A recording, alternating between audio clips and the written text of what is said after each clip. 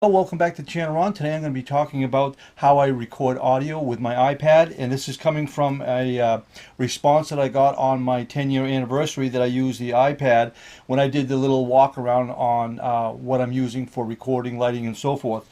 And this response was, I like the idea of the iPad, easier than a DSLR. Wondering if you could show how to set up the microphones. I've tried Ceramonic and others, if I'm pronouncing that right, but I get confused with the receiver and transmitter. I just don't know. And I've been there. And I'm going to tell you, this is very simple. Your number one problem is you're using what's called the TRS. Okay, it's called the tip ring sleeve. And that's the problem right there. I can pretty much guarantee that's going to be the issue. What you need to use is going to be the TRRS. All right, and that's the tip ring sleeve, and you can see the difference. Apple uses this style right here, the TRRS, and then you're going to go from there into the receiver. Now on the receiver, I'm using a different audio for this video here because I normally would be using my Rode microphone, but I'm going to rely on the GoPro itself, and I have a little recording device in my pocket, plus I have the iPad, a different iPad. So out of the three, I should be able to get some sort of audio. So basically what you got is on your Rode microphones when you turn it on, very simple.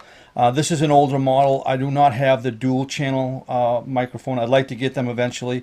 So all you got to do is you're going to plug the TRRS into the receiver, just like that, and then the TRRS into the iPad itself, just like that.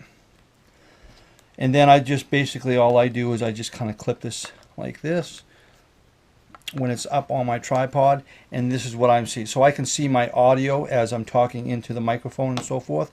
And that's all there is to it. It's going to record all your audio. Now the one that uses the lightning cable, I have not ever tried that because I always had this system right here and it seemed to work fine for me.